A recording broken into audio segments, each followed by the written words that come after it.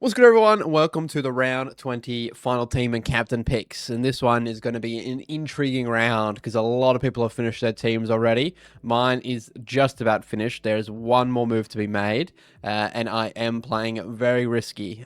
We do have, I think, what is it, 4 rounds left or 5? Not so sure. You don't know if it's 24 or 25 rounds for the season.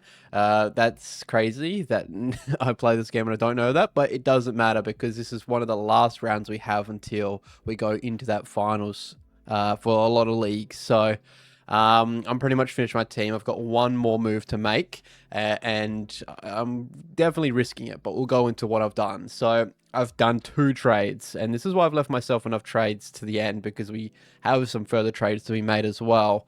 Now, I've got rid of Cumming and Dirksen. We don't need them anymore. They're going to continue to lose money, and I know they are.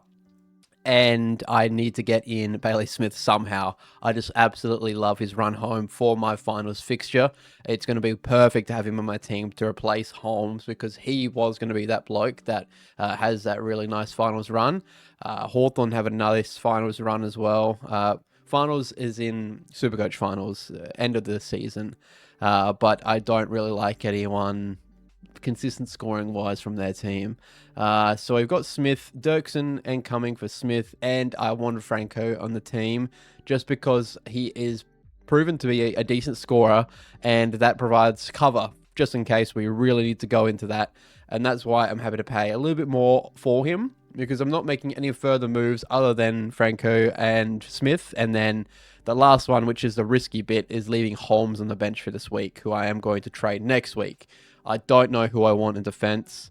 I do want to also have Hugo as a cover option as well. So we can have Franco in the midfield, but we can also have Hugo in the defense and midfield as well, technically, for cover. McKenna is my forward cover option, so I hope nothing goes bad down there. But that's why I've also got Tuke Miller in the flex, so we can kind of swap and play around with a few things just in case. So I think we've positioned ourselves pretty well.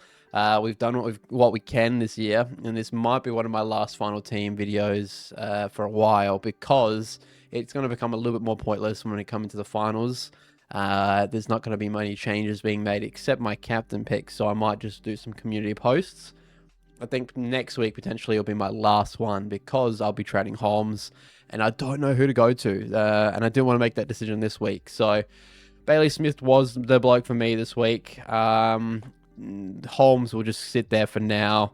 I think my league matchup's fine. I've already topped most of my leagues, so that's okay. I'm not worried about that. It's the scoring for this week that I'm a little bit iffy about. I think I'm not going to score as well as some of the other teams because they're probably full and healthy. But yeah, that's what we're looking like. There's a few picks that I'm still really sketchy about. Houston is still in the team, and Jeremy Howe is back in tonight, so that's going to be really intriguing to see what happens.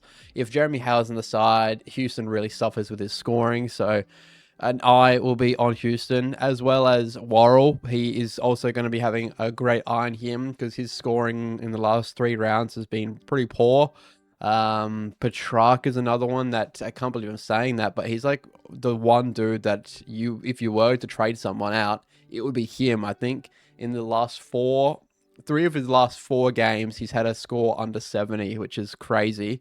But for the most part, I'm happy with most of my picks. I'm happy with Nass, Ash, and Whitfield, those 3. I don't think with all the injury carnage in the defense, we have many other options other than those 3. Midfield, I'm most proud of Dacos, Bont, Smith now, Oliver, LDU, Merritt, Callahan, iffy, and Rao, iffy. After a 142, those pretty good. I'm happy with that. Very aware of potentially a Callahan tag this week against, who are they playing? Sydney. James Jordan tag could potentially be on the cards for Callahan. Max Gawn and Jackson, I don't think you can get better than that ruck duo. You can go Jerry, you can go Grundy, but I still think that Gawn and Jackson are the best this year so far, even after the low-end scores last round. And then forward line, we have Sheasel, of absolute gun. Horn Francis, who's actually turned out to be one of my best picks of the year. Hill, And from Heel, I'm not so sure about Heel just yet after he's given me a 65. I really jumped the gun on that pick, but I don't really have many other options that I liked in the forward line. And then we got Durham, who's I think going to be really good for the rest of the year. Pickett, who I'm happy with, and Petrarca is killing me a bit, but took me on the flex. I think is a better flex than a lot of people, but I'm still not happy with that pick either. I would much prefer another ruck there, like a Jerry or Grundy. But beggars can't be choosers with the amount of injuries we've had this year. You've got to do what you got to do. So that's why a lot of the picks I haven't sideways traded, like I know a lot of other people have done. And all the power to you if you have done that and it's worked out. It takes a lot of balls to do a sideways trade when you don't have a lot of trades left. So that's why we've left ourselves with one more trade left to potentially do a sideways move to win a matchup when we do get into finals, because I'm going for 4 in a row in my major league that I play in. So I'm 7-1 trade, or just in case of injury, as we know this season has had a lot of them. That could be coming real handy. As much as I don't want any injuries anymore, it's really possible that could happen. So it is a risk. I could have left Cumming and Dirksen both on the bench just as a bit of cover options. But I think the cover we have is fine with a Franco and now Hugo, who will be cover once I trade out Holmes. I think we're in a good position to finish off the season and see if I can get in that top 1K. That would be absolutely a successful season for myself, the best I have ever placed. Now, captain picks. We are not going with anyone tonight. I was really, really close to going with Nick Dacos because I know that Crows don't like to tag at all. It's just by watching the showdown. You saw they let Butters go absolutely mental on them. They don't like tagging, so I think that Nick Dacos could have a really big one tonight. But just in the away crowd at Adelaide Oval, I'm a little bit more iffy about it. And the matchup tomorrow night is really juicy for Gawn, I think. Heath is out the side, who affected his score really heavily last week. Playing a Geelong side who doesn't really have a really good designated ruck that leaks a lot of ruck points to the opposition. So I've gone with Gawn again. I've gone with Gawn in the past against Geelong. It's really paid off. I think it was a really high 150 plus. Either that or Jackson, one of the two, and it really worked for me. So I'm going to go there initially for our vice captain. And then we have 2 other options that I really like. Freo and West Coast. I wouldn't go anywhere in Freo and West Coast. You never really know with a Freo and West Coast matchup. Carlton versus Gold Coast at Marvel. No one really an option there for myself. Hawthorn versus Essendon.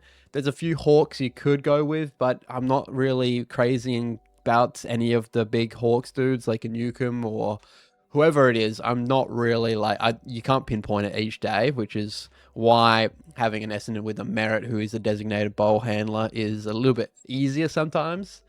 So I wouldn't go anyone unless you've got a Hawks in your team. Gearboys for Sydney, I'm not going to touch anyone from that one. And here we go with Bulldogs versus Richmond. The obvious choice would be Bontempelli, which I have gone right now. I think that he's going to run absolutely right. I think that right now Richmond are the worst team in the competition. I do think Essendon have a little bit more to give. Gabba, Brisbane versus Port. Lockie Neal could go absolutely massive if you've got Lockie Neal. I reckon Port's midfield is absolutely decimated. Joe Richards, who had a really good one, is out. Horn Francis comes back in, but unless you get attention put into him by Drew, I think that a lot of Brisbane blokes could score pretty well. And then my second pick, who I'm really trying to see if I want to go there, it's North Melbourne versus St Kilda at Marvel Stadium. It's perfect conditions for Naz to go 150. He's got a 57, had a heavy tag on him. He's going to want to come out and have a massive one. And even Bradley Hill with his recent scoring, bar the 65, I think that it could be an option. There is potential for Finn O'Sullivan putting some more attention into Naz. So that's why I have gone with Bontempelli. But I think one of the two could go really big. It's just, hard to pass up on a Bont against Richmond matchup at Marvel. So that's what we're going with right now. It's around 30 minutes till bounce. I'm going to stop this recording. I'm going to edit it up. I'm going to think of the thumbnail, and hopefully I can get it out before the first bounce. But it's been a journey this season. I hope everyone else has had fun with Supercoach this year, because it has been a tough one, but it's also been a really insightful and a big growth year for a lot of Supercoaches, I reckon. So thanks for hanging out and joining the journey, but it's not the end yet. We're almost there, and I will see you next week in our review for round 20. Peace out, everyone. Bow.